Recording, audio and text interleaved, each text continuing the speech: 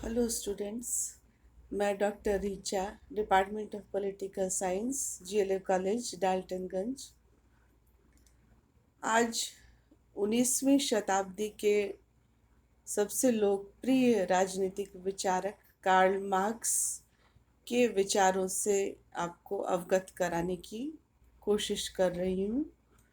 ये बीए में भी बहुत इम्पॉर्टेंट टॉपिक है और पीजी के फर्स्ट सेमेस्टर में भी ये थर्ड पेपर के रूप में एडेड है। तो मार्क्सवाद और कार्ल मार्क्स के विचारों को समझना हमारे लिए बहुत ज़रूरी है। तभी हम भारतीय मार्क्सवादियों या समाजवादियों से मार्क्सवाद की तुलना कर पाएंगे या समकालीन मार्क्सवाद और 19वीं शताब्दी के मार्क्सवाद में क्या अंतर है उसको समझ पाएंगे। तो सबसे पहले हम समझते हैं कि मार्क्सवाद है क्या। वस्तुतः मार्क्सवाद, समाजवाद और साम्यवाद, ये तीनों एक ही विचारधारा के लिए इस्तेमाल किए जाने वाले अलग अलग शब्द हैं। और जैसा कि हम जानते हैं कि 19वीं शताब्दी में कार्ल मार्क्स और फ्रेडरिक एंगल्स ने मिलकर मार्क्सवादी विचारधारा की नींव रखी थी। और फ्रेडरिक एंगल्स ज़्यादा प्रसिद्ध नहीं हो सके, ज़्यादा प्रसिद्धि मार्क्स को ही मिली और उनके नाम पर ही विचारधारा का नाम मार्क्सवाद हो गया। तो कार्ल मार्क्स को पहला वैज्ञानिक समाजवादी भी कहा जाता है, यानी कि उन्होंने साइंटिफिक सोशलिज्म का प्रारंभ किया। कार्ल मार्क्स से पहले ऐसा नहीं है कि समाजवाद नहीं था, लेकिन जो समाजवाद था उसका स्वरूप यूटोपियन या कल्पनालोकीय समाजवाद था, यानी कि आदर्श के धरातल पर सिर्फ कल्पनाशील ढंग से समाजवादी विचारधारा को दुनिया में लाने की बात की जाती थी। इसी के बारे में वेपर नामक विचारक की बहुत प्रसिद्ध उक्ति है कि स्वप्न लोकीय समाजवादियों ने गुलाब के फूलों की कल्पना तो की, लेकिन गुलाब के पौधों के लिए जमीन तैयार नहीं की। इस जमीन और यानी कि समाजवाद की आधार भूमि को तैयार करने का श्रेय कार्ल मार्क्स को मुख्य रूप से जाता है। पहले उनका जीवन परिचय जान लें। उनका जन्म जर्मनी में 1818 ईस्वी में हुआ था। यहूदी परिवार में जन्मे कार्ल मार्क्स बचपन से बहुत मेधावी थे और उन्होंने पीएचडी की डिग्री भी हासिल की बर्लिन यूनिवर्सिटी से, और उनकी इच्छा थी कि वो यूनिवर्सिटी में प्राध्यापक या प्रोफेसर का पद हासिल करें, लेकिन वो बहुत उग्र विचारों के थे, इसलिए उन्हें उस क्षेत्र में सफलता नहीं मिली। तो उन्होंने पत्रकारिता को अपना पेशा बनाया और विभिन्न समाचार पत्रों में भी काम किया। इस बीच जेनी नामक महिला से उन्होंने विवाह किया। जेनी एक संपन्न परिवार की महिला थी, लेकिन कार्ल मार्क्स बहुत संघर्षशील जीवन बिताने वाले व्यक्ति थे और उन्होंने बहुत गरीबी और संघर्ष में अपना पूरा जीवन यापन किया और जेनी ने उनका साथ भी निभाया। इस तरीके से हम देखते हैं कि कार्ल मार्क्स को अपने उग्र विचारों के कारण जर्मनी छोड़ना पड़ा। फिर वो पेरिस गए और उसके बाद लंदन जाते हैं।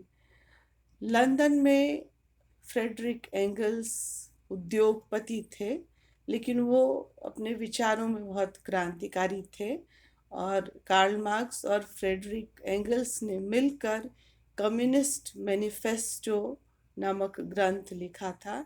और जीवन भर फ्रेडरिक एंगल्स ने कार्ल मार्क्स को आर्थिक सहयोग दिया, जिसकी वजह से वो विश्व को अविस्मरणीय किताबें और कृतियाँ दे सके, जिसकी वजह से पूरे संसार में बहुत हद तक बदलाव आ सका है।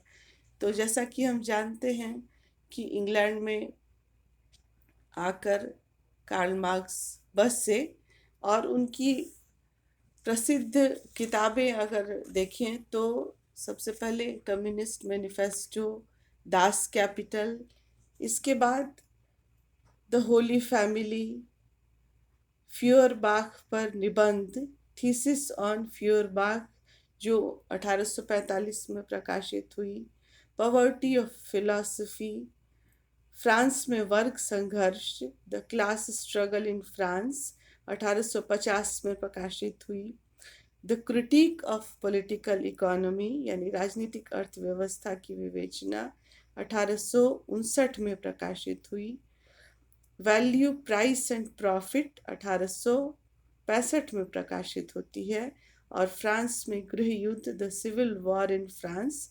1870 में प्रकाशित हुई। उनकी एक और किताब है the Gotha programme and revolution and counter revolution. ये कार्ल मार्क्स की प्रसिद्ध मुख्य किताबें हैं। अब हम देखते हैं कि कार्ल मार्क्स के मुख्य विचार क्या क्या हैं। तो सबसे पहले जो उनका प्रमुख विचार है वो है द्वंद्वात्मक भौतिकवाद यानी डायलेक्टिकल मटेरियलिज्म। उसके बाद दूसरा प्रमुख विचार है इतिहास की भौतिकवादी व्याख्या यानी इकोनॉमिक इंटरप्रिटेशन ऑफ हिस्ट्री। फिर उनकी तीसरी संकल्पना या विचार जो है वो है the theory of class struggle.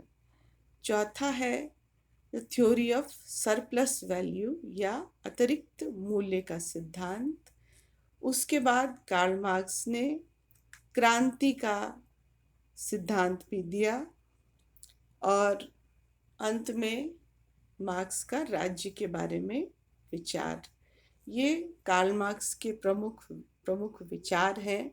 इनको अगर आप सही ढंग से समझ लेंगे तो आपको मार्क्सवाद को कहीं भी समझने में दिक्कत नहीं होगी। तो सबसे पहले जो उनका विचार है वो है द्वंद्वात्मक भौतिकवाद का विचार, यानी कि द्वंद्व का विचार जो उन्होंने हीगल के विचारों से उठाया था। हीगल ने सबसे पहले द्वंद्ववाद या डायलेक्टिकल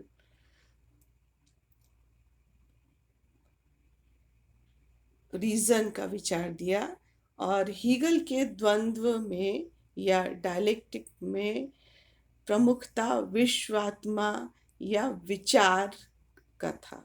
यहाँ ये ध्यान देना होगा कि हीगल के द्वंद्ववाद में प्रमुखता विचार की है या विश्वात्मा नामक एक महान शक्ति की है, लेकिन यहाँ कार्ल मार्क्स ने द्वंद्ववाद में विचार की जगह पर भौतिकता को डाल दिया, यानी कि भौतिकता को प्रमुखता दी और विचार को बना दिया द्वंद्वात्मक भौतिकवाद। तो इसके बारे में कार्ल मार्क्स खुद कहते हैं कि मैंने हीगल के विचारों को सिर के बल उल्टा खड़ा पाया और मैंने उसे सर के बल उल्टा से सीधा खड़ा कर दिया। यानी कि भौतिकता को प्रमुखता देकर कार्ल मार्क्स ये कहते हैं कि समाज में जो है द्वंद्व या संघर्ष का मुख्य आधार भौतिकता यानी रुपया पैसा ही होता है और हमें उसी को प्रमुखता देनी चाहिए, क्योंकि समाज में प्राचीन काल से लेकर अभी तक जो भी बदलाव होते आए हैं वो भौतिकता या रुपए पैसे या आर्थिक आधार पर ही होते रहे हैं और उनके आधार पर ही द्वंद्व या संघर्ष होता है। तो भौतिकता हमारे लिए सर्व प्रमुख है और भौतिकता के आधार पर ही, भौतिक संघर्ष के आधार पर ही कार्ल मार्क्स ने अपने अन्य विचार भी दिए, जैसे कि की दूसरी संकल्पना जो है वो है इतिहास की आर्थिक व्याख्या। इसमें भी कार्ल मार्क्स कहते हैं कि इतिहास में विभिन्न दौर में जो बदलाव आते रहे हैं उनका मुख्य आधार जो है वो है आर्थिक आधार, यानी कि समाज में सबसे पहले आदिम साम्यवादी व्यवस्था आई जिसमें मनुष्य आदि मानव था, कंदमूल खाकर रहता था और सभी लोग समान थे और जंगली जीवन बिताते थे। लेकिन उसके बाद उनको वैसा जीवन में रहना सहूलियत भरा नहीं लगा, तो उन्होंने कबीलों के रूप में बसना शुरू किया। और जो दूसरी अवस्था है वो है दास अवस्था। इसमें जो लोग प्राकृतिक साधनों पर कब्जा कर चुके थे वो स्वामी बन गए और जो कमजोर लोग थे वो दास बन गए। यहाँ भी भौतिकता यानी आर्थिक साधनों की प्रधानता मार्क्स बताते हैं कि समाज के विकास की दूसरी प्रक्रिया जिसमें दास प्रथा आई उसमें भी मालिक यानी स्वामी रुपये पैसे पर और आर्थिक संसाधनों पर कंट्रोल कर लेता है और गरीब लोगों को दास बनाता है। इसी तरीके से ऐतिहासिक विकास में कार्ल मार्क्स कहते हैं कि तीसरी अवस्था जो आई दास अवस्था के बाद वो थी जमींदारी प्रथा, यानी कि जब खेतीबाड़ी विकसित हो गई तो फिर समाज में दो वर्ग बन गए, एक कृषक और दूसरा जमींदार वर्ग। यानी जिसका जमीन पर अधिकार हो गया वो जमींदार बन गया और दूसरा वर्ग जो खेती करता था वो महज कृषक या किसान बनकर रह गया और खेती का ज़्यादातर हिस्सा जमींदारों के पास चला जाता था और किसान गरीब के गरीब रह गए। फिर समाज में चौथी अवस्था भी जो आती है विकास के बाद, यानी कि इंडस्ट्रियल रिवॉल्यूशन के बाद, वो है पूंजीवाद की अवस्था। जब हम देखते हैं कि 19वीं शताब्दी में औद्योगिक क्रांति आई और कल कारखानों की स्थापना हुई, तो इस अवस्था में जो पूंजीवादी अवस्था आई इसको कार्ल मार्क्स चौथी अवस्था कहते हैं। अब इसमें भी दो वर्ग हो गए, एक पूंजीपति यानी कैपिटलिस्ट या इंडस्ट्रियलिस्ट वर्ग और दूसरा मजदूर वर्ग या कामगार वर्ग। या फिर उद्योगपति जो भी उत्पादन होता था उसका अधिकांश हिस्सा अपने पास रखने लगा और मजदूर महज दिहाड़ी या दैनिक वेतन पाकर ही अपना गुजारा करते रहे, यानी गरीबी की अवस्था में ही रहे। तो चौथी अवस्था में भी गरीब और अमीर का वही सिलसिला जारी रहा। तो इस तरीके से कार्ल मार्क्स कहते हैं कि इतिहास की आर्थिक व्याख्या की जानी चाहिए, यानी कि आर्थिक संसाधनों के आधार पर किस तरीके से समाज में विषमता का क्रम चलता रहा है, इसको समझने के लिए हमें रुपए पैसे और आर्थिक संसाधनों को आधार बनाना ही होगा। तो इसी सिलसिले में फिर मार्क्स की अगली संकल्पना जो है वो है the theory of surplus value, यानी कि अतिरिक्त मूल्य का सिद्धांत। अब यहाँ पर हम देखते हैं कि जो चौथी अवस्था आई उसमें उद्योग धंधे ज़्यादा विकसित हुए और उत्पादन भी ज़्यादा होने लगा, लेकिन उत्पादन का जो भी अतिरिक्त हिस्सा होता था वो पूंजीपतियों के हाथ में जाता था। इससे ये हुआ कि पूंजीपति तो दिनों दिन अमीर होते गए, लेकिन कामगारों की आर्थिक, सामाजिक और व्यक्तिगत जीवन में कोई बदलाव नहीं आया। तो कार्ल मार्क्स का ये सिद्धांत यानी कि अतिरिक्त मूल्य का सिद्धांत कहता है कि जो अतिरिक्त मूल्य है वो पूंजीपतियों के पास न जाकर समाज के सभी वर्गों, सभी कामगारों, मजदूरों के पास समान रूप से वितरित होना चाहिए, आर्थिक संसाधनों का समान वितरण होना चाहिए, तभी समाज में समानता आएगी। नहीं तो ये विषमता का सिलसिला लगातार चलता रहेगा, चाहे कोई भी अवस्था आ जाए। इसीलिए कार्ल मार्क्स कहते हैं कि समाज में अगली अवस्था जो आएगी वो आएगी साम्यवादी अवस्था, यानी कि इस अवस्था में पूंजीपति वर्ग की धन संपत्ति पर कामगार या मजदूर वर्ग कब्जा कर लेगा और समाज में साम्यवाद यानी कि समानता की स्थिति आएगी। और इसमें जो संघर्ष होगा उसमें हिंसक संघर्ष को भी कार्ल मार्क्स मान्यता देते हैं। वो गांधी जी की तरह अहिंसावादी नहीं थे, यहाँ वो हिंसा के आधार पर भी संघर्ष को मान्यता दे रहे हैं। इस तरीके से थ्योरी ऑफ सरप्लस वैल्यू के बाद अगला जो कार्ल मार्क्स की विचार या संकल्पना है वो है थ्योरी ऑफ क्लास स्ट्रगल, यानी कि वर्ग संघर्ष का सिद्धांत। तो जैसा कि हमने पिछले विचारों में भी देखा कि समाज में निरंतर दो वर्गों के बीच संघर्ष होता रहा है। एक वर्ग है अमीर वर्ग और दूसरा गरीब वर्ग। और ये प्राचीन आदिम साम्यवादी व्यवस्था के बाद जो भी अवस्था आई, चाहे वो दास अवस्था हो, खेतीबाड़ी वाली जमींदारी अवस्था हो, पूंजीवाद की अवस्था हो, या सब में अमीर और गरीब दो वर्ग रहे हैं। तो दोनों वर्गों के बीच निरंतर संघर्ष होता रहा है। तो कम्युनिस्ट मैनिफेस्टो में कार्ल मार्क्स और एंगेल्स ने दुनिया के मजदूरों के सामने यही आह्वान किया था कि दुनिया के मजदूरों एक हो जाओ, तुम्हारे पास खोने के लिए कुछ भी नहीं है सिवाय अपनी गुलामी की जंजीरों के। तो जब मजदूर एक होकर सशस्त्र क्रांति करेंगे तो समाज में साम्यवाद आएगा और उसके बाद जो अंतिम अवस्था आएगी वो होगी समाजवाद, यानी कि समाज में कोई भी ऊंच नीच की भावना नहीं रह जाएगी और आर्थिक आधार पर भी समाज के सभी लोग समान होंगे और एक समाजवादी समाज की स्थापना हो सकेगी। इस तरीके से कार्ल मार्क्स ने इन विचारों के माध्यम से समाजवाद का जो खाका प्रस्तुत किया है वो मुख्य रूप से यही है।